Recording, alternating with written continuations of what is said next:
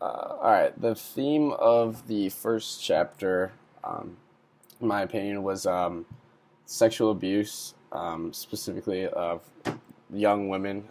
Esperanza's like under 14, and she's abused, and Sally's not there. She blames Sally, but kind of like she's been misled about um, like sexual themes in the past, and she's heard that it's like a good or something, but then she has this miserable experience where she's raped by a group of people, or yeah, by some boys, and it really scars her, obviously. And so I think the theme is just mistreating women, just specifically sexually, and getting away with it because the boys, they didn't get caught for what they did. Um, yeah. Um, and then the next chapter was kind of about well, for one, women getting married way too young. Um, she had like go to a different state because um, she was like less than 14. She was not even in high school, I think it says. Yeah, she was hadn't even entered high school yet, so she's 13 or 14, and she's obviously just way too young to get married. But she's kind of in like a patriarchy for sure. So the guy kind of, I'm sure, um, just like takes advantage of her and exploits her, and she often like just sits around and looks at her things and doesn't really have much purpose anymore other than being a housewife. Um, so I'd say a big theme is the just like putting women into roles in society that aren't very significant, and the domestication of women, especially at such a young age. So both this chapter and last chapter we saw where young girls, not even in high school yet, are taken advantage of.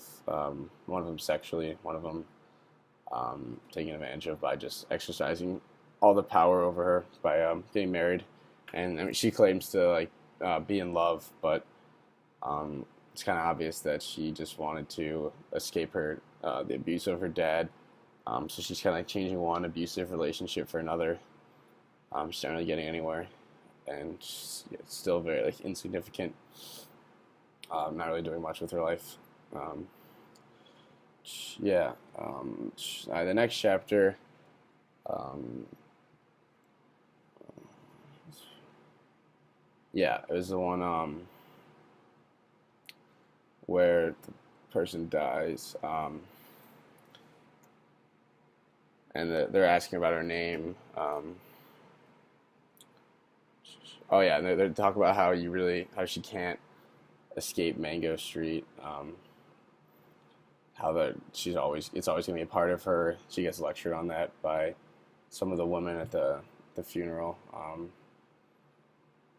and so kind of a theme that's been recurring about how where you're from always kind of comes with you. Um, yeah, that's pretty much it there. Um, then the one about Alicia, she's from somewhere else. Technically, she has like her own home. So in Esperanza's eyes, that's kind of like makes her like there's a reason for her to be happier than Esperanza, because Esperanza really doesn't have like somewhere where she like actually calls home, but Alicia is from Guadalajara, and so they kind of talk about that, and um, yeah, and so it's kind of the like where you identify your history from, um, and just uh, and how she has somewhere to return to after Mango Street. So like Mango Street isn't Alicia's entire life. Like she has somewhere to go, like a place to call her home that isn't Mango Street. So she's jealous of her for that, and um, wants like a place to call. home, which she can't because she's on Mango Street. And then Una Casa Propia is about kind of the vagabundos one again, or yeah, like the homeless people in the attic. She wants to like have power in her life, but she really isn't in control of much. She wants to be able to like label her things as her possessions, not like a man's or anything like that. Um, yeah, she just kind of the struggle over um, being in control of her own life, being in control of herself, and yeah, having her own things. Yeah, not really, just essentially just taking control of her own life. Um, and then the last chapter, um, she's kind of describing where she was before, like other places she's lived, kind of justifying to herself of like how Mango Street isn't everything, how there's more to her than just Mango Street, but at the same time, how she like, wants to say goodbye to Mango Street,